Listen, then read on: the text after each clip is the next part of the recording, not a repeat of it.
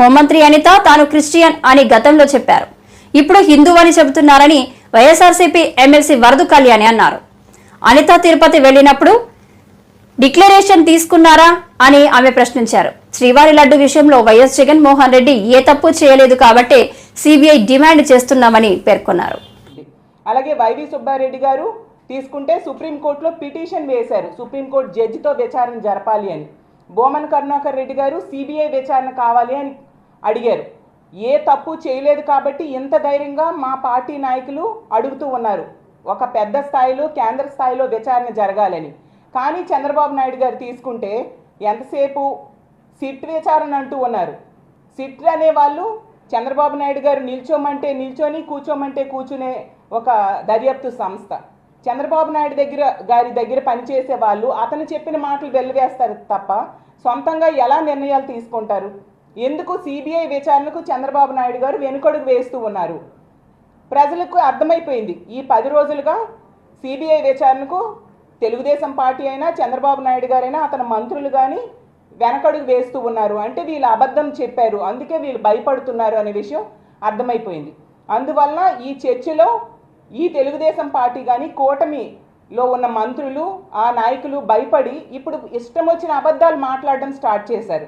ఈరోజు తీసుకుంటే మనం చూసాం, పాయకరావుపేట ఎమ్మెల్యే గారు అనిత గారు నోటికొచ్చిన అబద్ధాలు, తమ నాయకుడైన చంద్రబాబు నాయుడు గారిని మించిపోయే అబద్ధాలు ఈరోజు మాట్లాడుతూ ఇష్టం వచ్చినట్టుగా జగన్మోహన్ రెడ్డి గారి గురించి ఈరోజు మాట్లాడిన విషయాలు మనం అందరము చూసాం.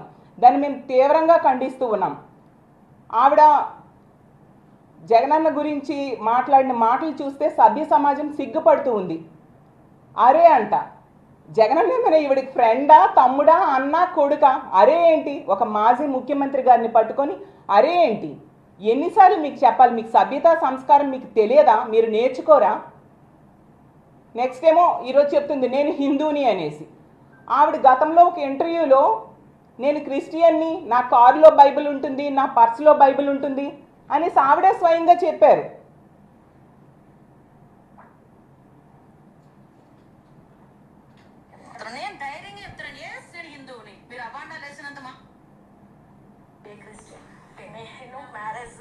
ఇప్పటికీ కూడా నా బ్యాగ్లో బైబిల్ ఉంటుంది, నా కార్లో బైబిల్ ఉంటుంది, బైబిల్ లేకుండా బయటకు వెళ్తాను. నేను ధైర్యంగా చెప్తున్నాను, నేను హిందువుని. మీరు అబాండాలు వేసినంత మాత్రం నేనే వెంకటేశ్వర స్వామికి దూరం అయిపోలేదు కదా.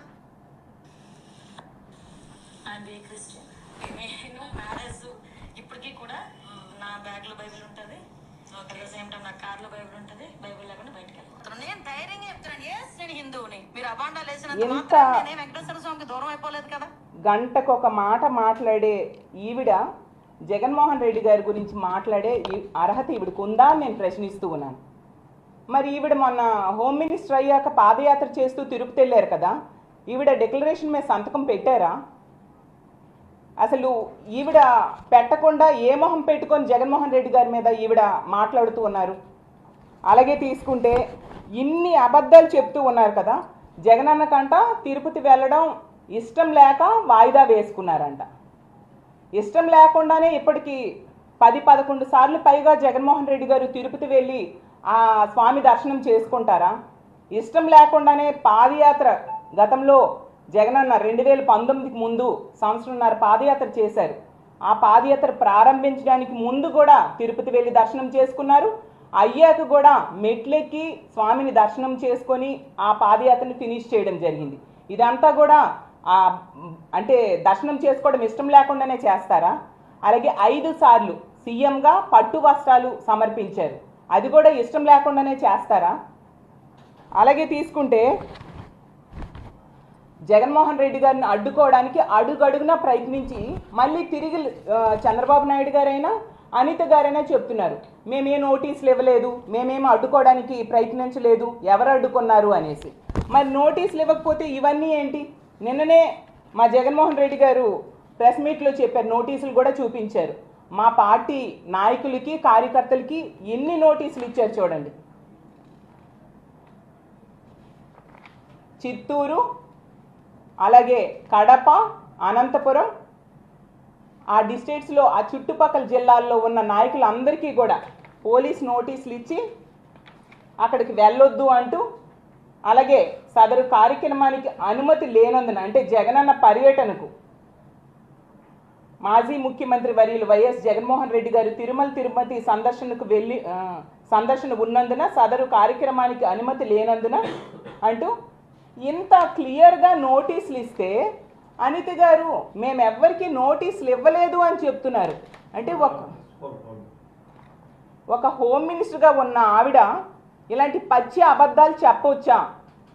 ఒక ముఖ్యమంత్రి స్థాయిలో ఉన్న చంద్రబాబు నాయుడు గారు మేము ఎక్కడ అడ్డుకున్నాము అంటూ ఇలాంటి మాటలు మాట్లాడవచ్చా? ఏం సందేశం మీరు ఇస్తూ ఉన్నారు? గతంలో మనందరము చూసాం, అమిత్ షా గారు బీజేపీ అధ్యక్షులుగా ఉండేప్పుడు అతను తిరుపతి వస్తే రాళ్ళు వేయించారా లేదా? ఇదే తెలుగుదేశం పార్టీ శ్రేణులు.